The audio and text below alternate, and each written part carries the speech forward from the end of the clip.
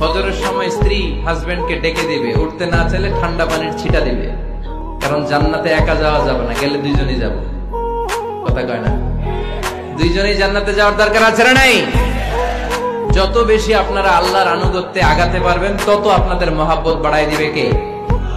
এই যে হাজবেন্ড ওয়াইফের ভালোবাসাটাকে বলে লাভ পিরামিড। কি পিরামিড? লাভ পিরামিড, লাইক ট্রায়াঙ্গেল, ত্রিভুজ আকৃতির। হাজবেন্ড ওয়াইফের ভালোবাসাটা ত্রিভুজ আকৃতির। The closer the couple comes to Allah, the closer they come to each other. Husband wife যত বেশি আল্লাহর কাছে যাবে, তারা নিজেরাও নিজেদের তত কাছে যাবে। হাজবেন্ড ওয়াইফ আল্লাহর সম্পর্ক থেকে যত দূরে সরে যাবে, তারা নিজেরাও নিজেদের থেকে তত দূরে সরে যাবে। ঠিক কিনা? ত্রিভুজ চিনেন আপনারা? ত্রিভুজের কয় কোণা?